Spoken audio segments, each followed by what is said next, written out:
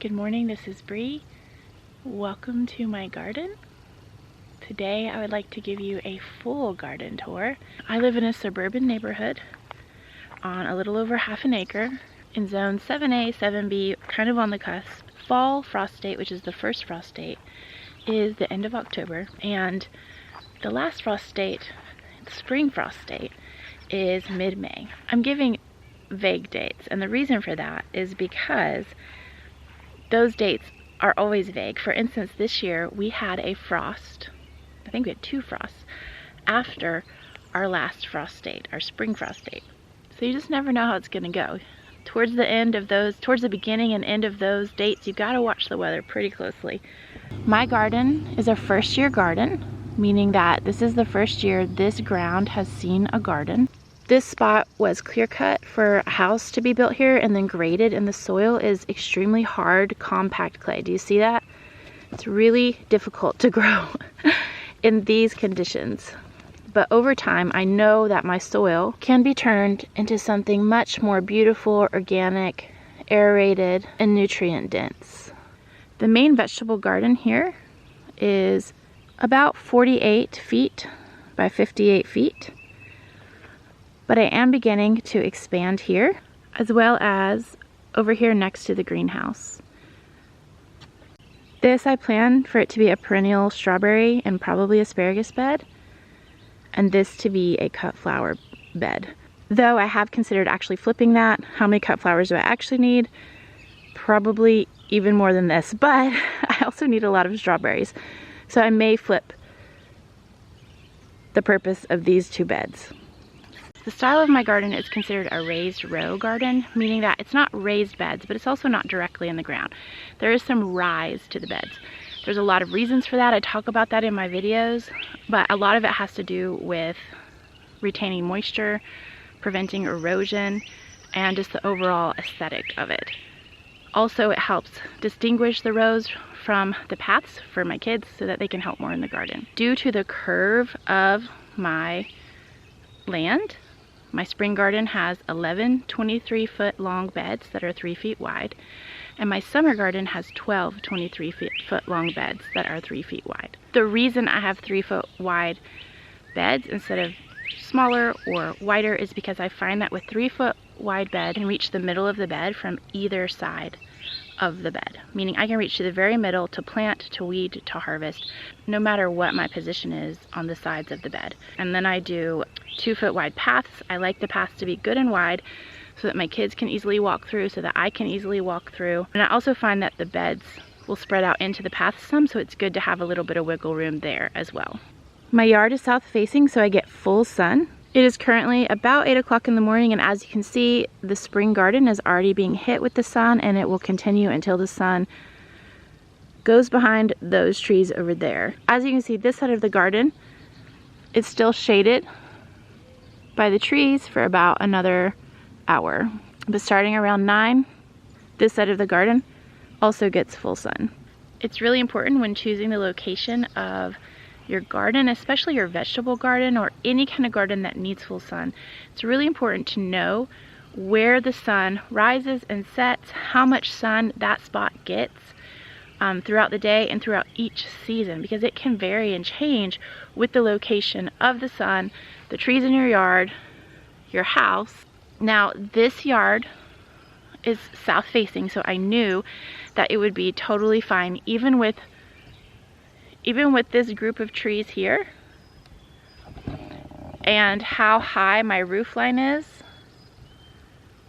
It's extremely high. I knew that this garden, because it was south facing, would get plenty of sun to grow lots of good produce in. Shade isn't always a bad thing.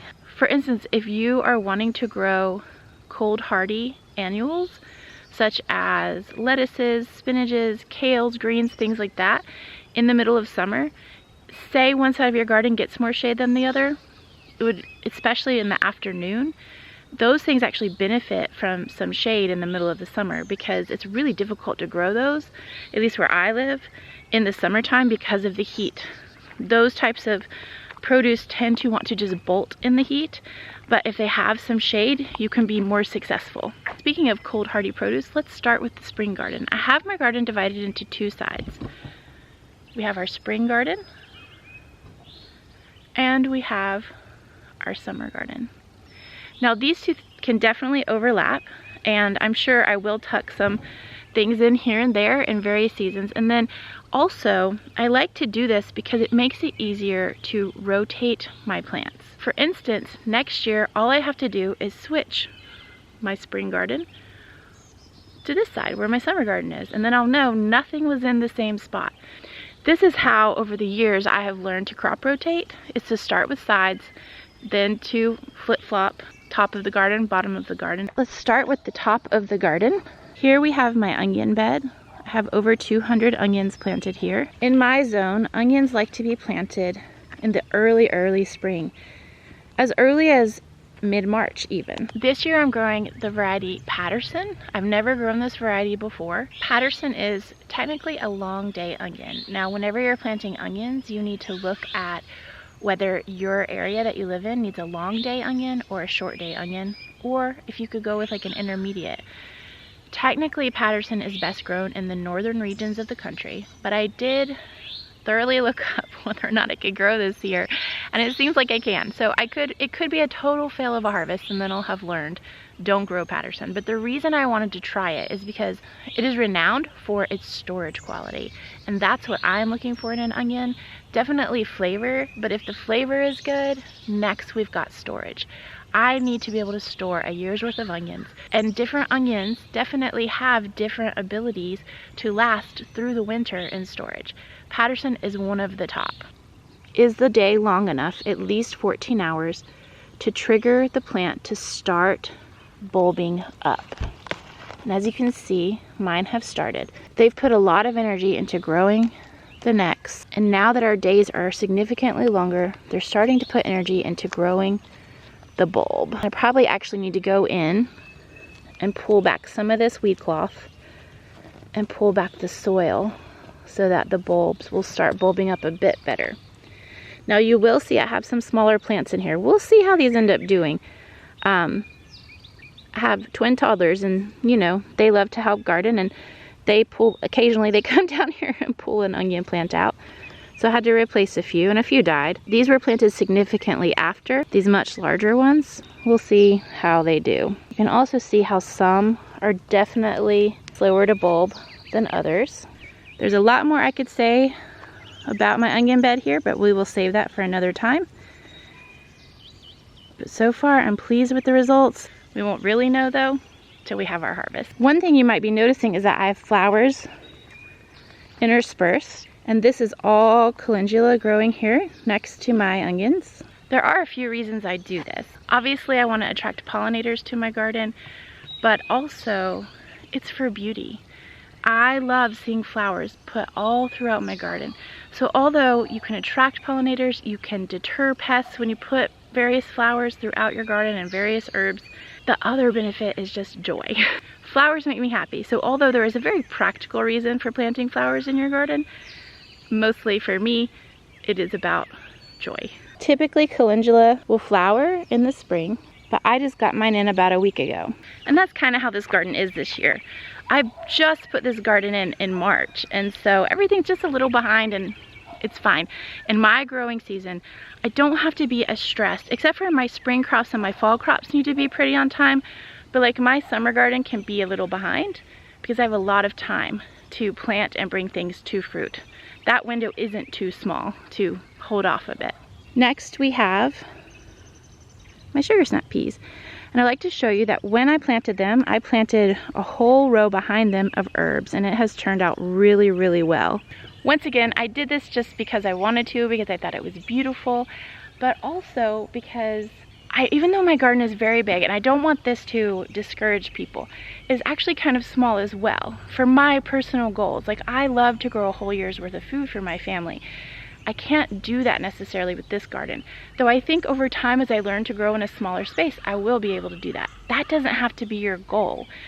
your goal could be, I just want some fresh eating throughout the summer, or I want to be able to pick flowers every day, or I want to be able to eat fresh cucumbers. You know what I mean? Your goals don't have to be my goals. So although I know this garden seems very big for a suburban garden and very big for a lot of you guys, don't let my view of my garden discourage you from your view of your garden. I love this garden. I actually am so pleased and so grateful for it. I just know that I'm gonna have to learn how to be more efficient as a gardener to grow more food. And that's something I didn't have to do before because I had so much space. I have always interplanted my annual herbs, not my perennial herbs, into my vegetable garden. One, I like that it saves space.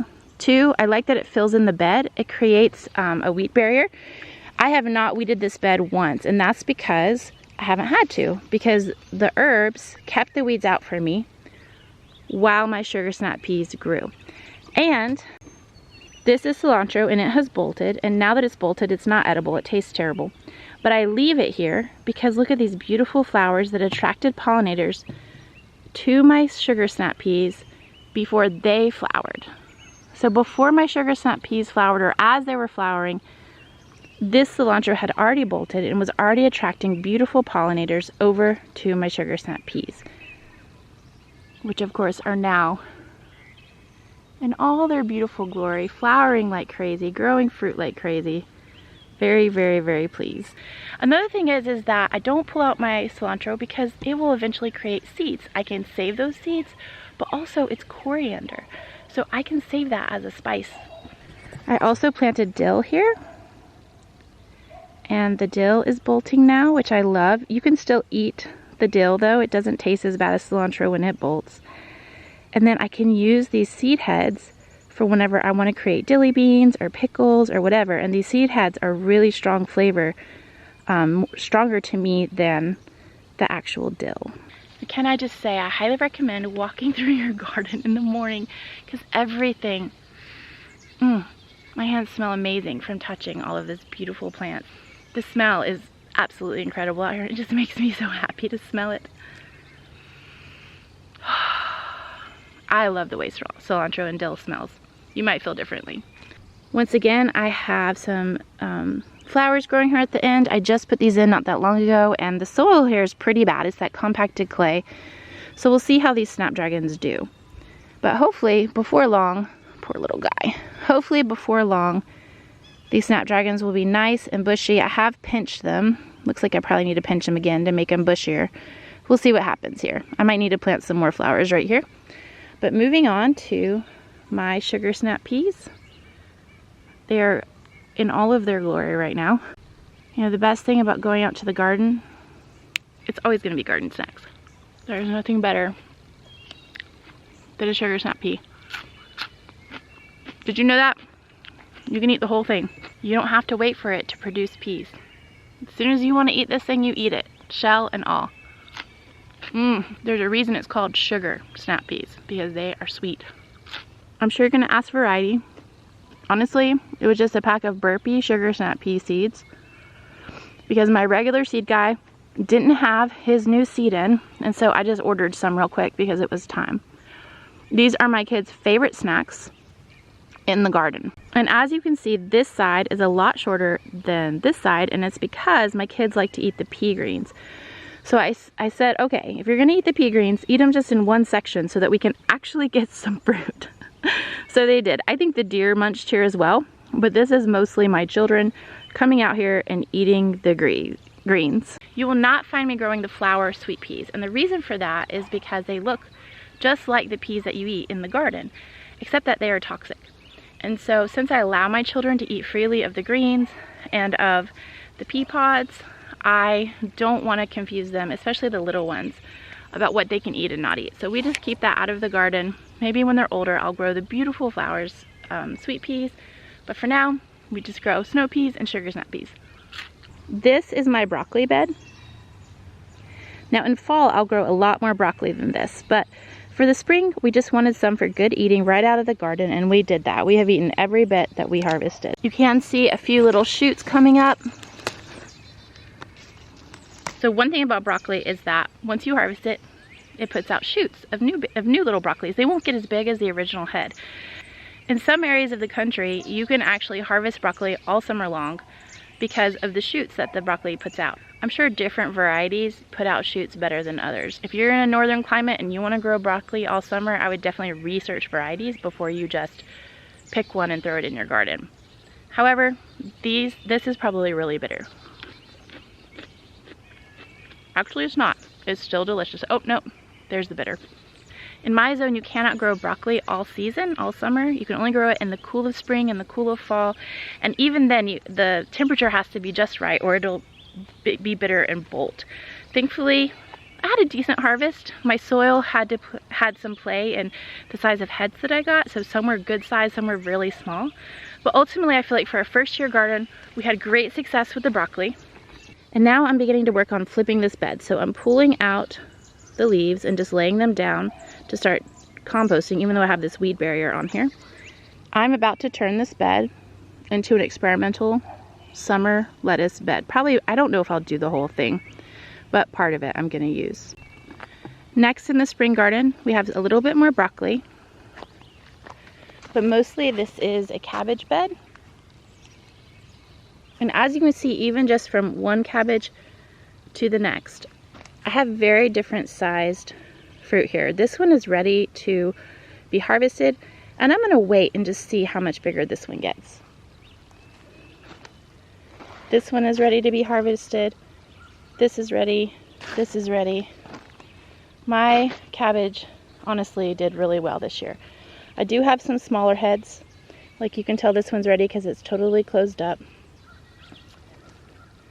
So down on this side, the heads are a lot smaller, which is very interesting to me, and I actually do want to figure out why that is. Why is it that one side of the garden did amazing? Because honestly, that's where I got my best broccoli, was at this side of the bed. And this side of the bed had tiny cabbages. So I need to do a little research. I need to do a soil test. That's gonna tell me everything, I'm sure. Here we had our greens, one of our greens and lettuce beds. As you can see, the romaine is done, and that's because the deer ate it. Thankfully, this is all they really ate in the garden. And well, they ate down these greens, but they've all come back. Here we have Bright Light Swiss chard. This has been a wonderful thing to grow. It is a little bit small, and I don't know if that's from the deer or if it was just never going to get much bigger than this. Even though my kale and my Swiss chard is kind of small, I still feel like it was very successful because we are still eating on it. It is still providing delicious and nutritious food for my family, and it's a first year garden, and the fact that I've even had anything do as well as it has gives me a lot of joy and a lot of hope for this soil. This variety of kale is called winter boar. I love it for these curly leaves. It makes the best kale salad. And then this variety is dinosaur kale. I think it's called Lacinido, but we call it dinosaur kale. I think it's called that because of the reptilian nature of the leaves. But we like these. These are our favorite for kale chips. They just hold up really, really well for kale chips. Also just love not putting every variety all together, but kind of planting things to create a lot of beauty in the garden. This bed here is in the middle of being flipped into something else. It's actually going to be a lot more carrots here, and although it's warm and carrots are harder to grow in the summer because they're bitter, I'm still going to try and see what happens. This was arugula and spinach and baby greens. They all bolted, and I've pulled them out and I'm just kind of like letting them decompose right here until I'm ready to plant in it. These are the tiny little bed of carrots that I did, and I did an experiment where I covered these seeds with wet cardboard to hopefully help them germinate a lot better. And then I didn't cover this side. And I had a whole lot better germination on this side. And actually, it was a lot fuller than this, but the kids have been coming getting baby carrot snacks out of here. And this last little bit here is the kids' garden. I think this is Justice and Joyful's area, and a lot of their stuff has bolted, so we need to come in here and clean it up. What do we have here? We have some arugula that has gone to seed here, which will be really nice. We can try to save that. And it looks like the deer had eaten all this down, this butter lettuce, but it's coming back, so we could actually have a little lettuce still before I try my experimental lettuce for the summer. But mostly the kids and I need to come in here and we need to flip this bed. The last thing we have going on in our spring garden here are our potatoes. which I think are doing well. We won't know till we actually harvest, but the greens have done really well. I've never had greens quite so tall for my potatoes. So I'm actually interested to see if there's any potatoes under there or if all the energy has gone into growing the plant. Once again, we won't know till we find out, but soon enough. I have dug under there to try to get some fresh new potatoes to eat, and they weren't big enough yet. That was like 2 weeks ago, so I could probably try again now. Let's do that. I planted 3 rows of Yukon Gold, and then I planted 1 row of fingerling. These rows are about 23 feet long, 3 feet wide. This will not be enough to feed my family for a year, but it will be a good start into the winter. And the joy of eating potatoes you grew yourself is incredible, and so I didn't want to give up on at least growing some potatoes for my family. And who knows, I'll probably eventually extend this garden farther down, maybe even farther up into the yard, and we'll get some more potatoes. We could even try, we even considered trying planting potatoes in bags. I do want to try that method probably next year and see what we'd get. So this is a fingerling potato. Let's see if we can even dig in here with our hands. The soil is not the best. I did plant them very, very deep. Oh, there we go. What we got? It's gonna be hard to, oh, yeah, that's about the size of a good new potato. Lovely. I'll be interested to see how many are under there. Both the varieties I planted are determinate, which means that it doesn't matter how much you hill these potatoes, they're not going to put out more tubers. So there are varieties that if you hill them up, if you earth them up or put the soil up higher on the plant, it will grow more tubers. So it's indeterminate how many potatoes it will grow. This variety, the Yukon Gold, and this banana fingerling are both determinates. And although I did hill my plants, which is, there's a lot of reasons why you want to hill plants besides just trying to get more tubers. It's good for the health of the plant and various things. These varieties will only grow so many potatoes. You can't really force it to grow more. Now you can take really good care of them and get bigger yields as far as like the size, and obviously they don't have to produce to their full capacity, which I doubt they will this year because of the state of my soil. It's still good to know what you're getting into whenever you plant a variety. Varieties are really important. Does it grow in your area? How much fruit? What's the size of the fruit? Does it store? These are both good storage varieties, even though they have softer skin. I don't like the typical varieties that have the really thick skin. I don't really like cooking with those. So I've tried to find varieties that have the softer skin that still store well. And Yukon Gold is known very well for storage, and the banana fingerlings said on the internet they're good for storage, but we'll find out, won't we? They won't store that long. We'll eat them so fast. I will know that these are ready whenever the plants die off. One thing I would like to know is how the banana fingerlings did flower, but the Yukon Gold didn't. I have actually never grown a variety of potato that flowered as prolifically as this banana fingerling.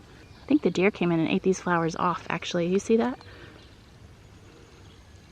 Ate them right off.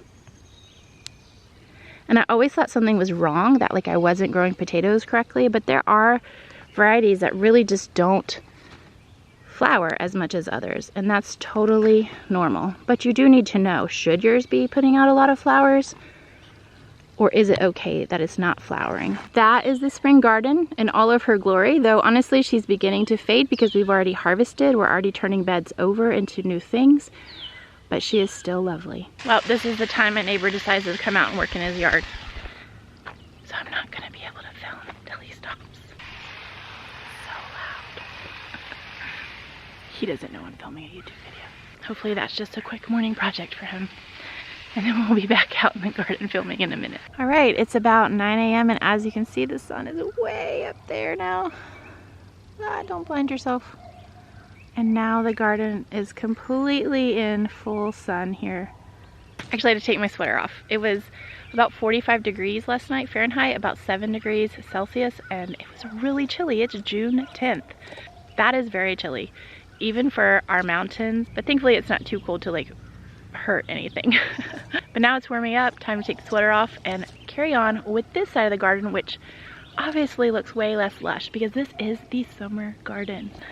Personally, the spring garden is my favorite. Spring and fall gardens, my absolute favorite. But I do love the summer garden too. And as you can see, she is just now coming forth. Once again, I have 12 rows in my summer garden. I'm also doing some vertical gardening here with these lovely trellises, though What I did was I planted things in the trellises that I didn't necessarily want a huge harvest from, but things that I wanted to try. Other than the cucumbers, the other trellises are just things that I wanted to experiment with this year and learn to see if I loved growing them or not. Here I have on this very first trellis at the bottom of the garden, I have cucumbers growing. These are just a simple Market More cucumber. And I'm really excited to see how beautiful they are growing up this trellis. For me, cucumbers are actually really hard to grow. I often will get a harvest, but the plants die before I can get them to get super high.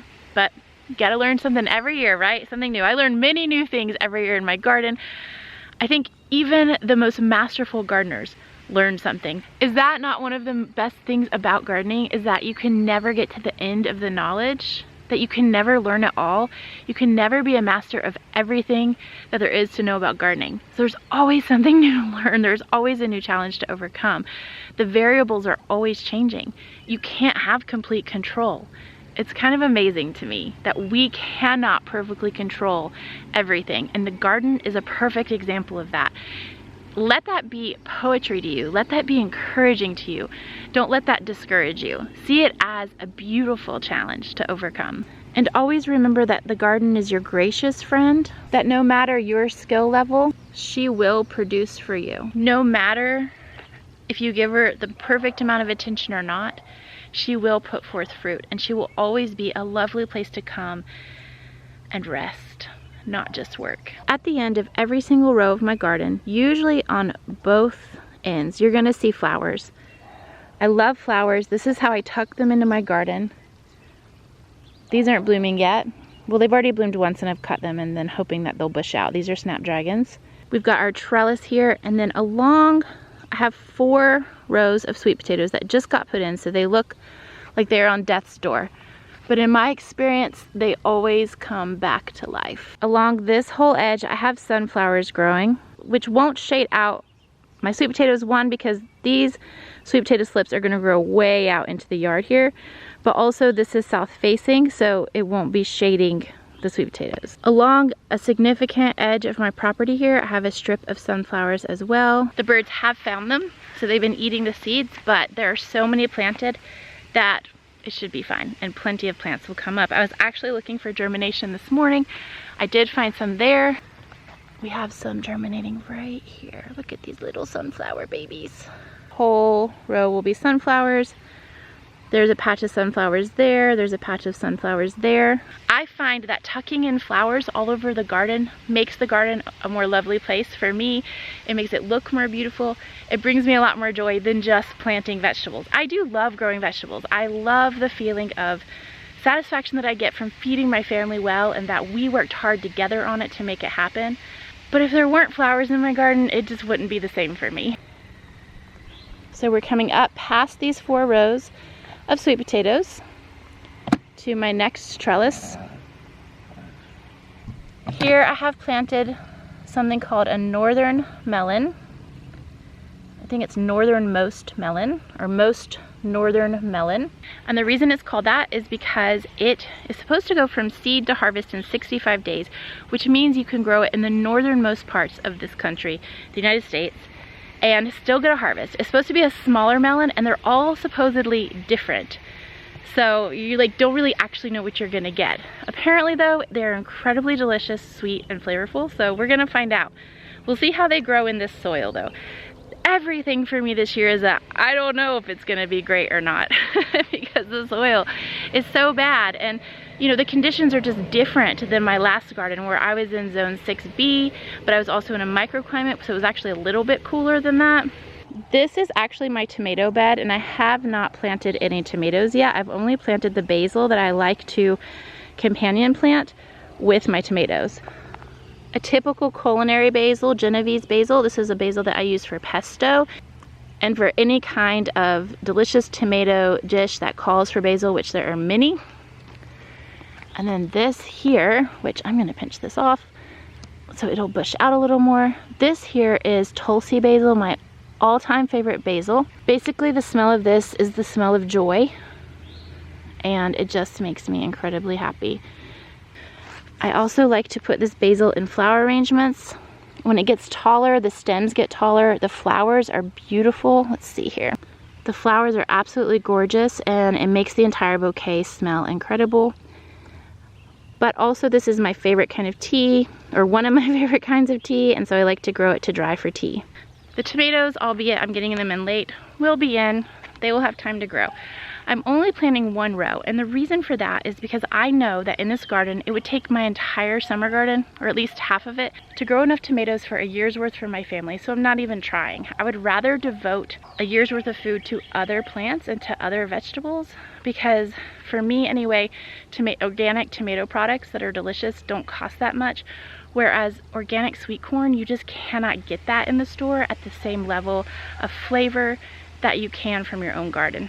Same with the green beans. Now here is kind of a random bed where I'm just placing things that I don't eat a ton of.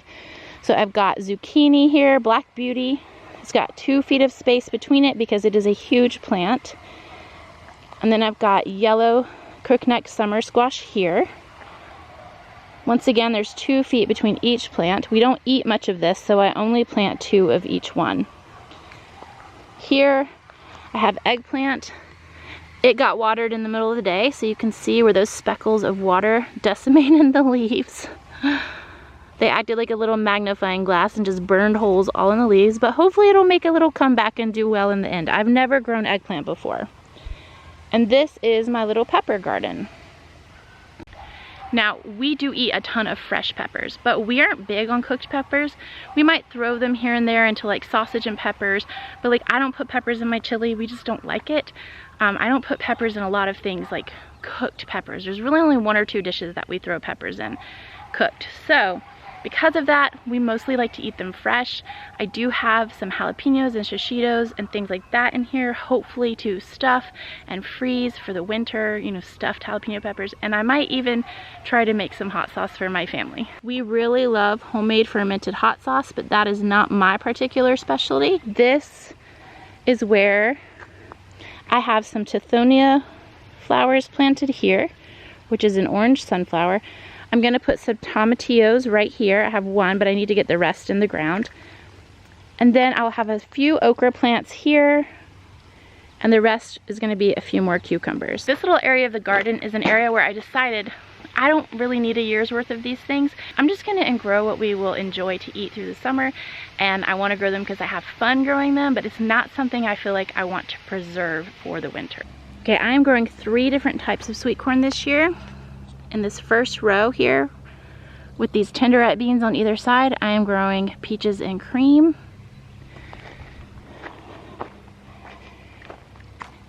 In this second row, in the middle, I'm growing Country Gentleman, and then I have got Honey Select on the outsides. And then in this last and third row, it's the same thing, Honey Select on the outsides, Country Gentleman on the middle. The difference in these is their color. The peaches and cream is bicolor. The Honey Select is a triple sweet, so it's supposed to be like extra sweet corn. I've actually never grown any of these varieties. The Country Gentleman is supposed to have large ears.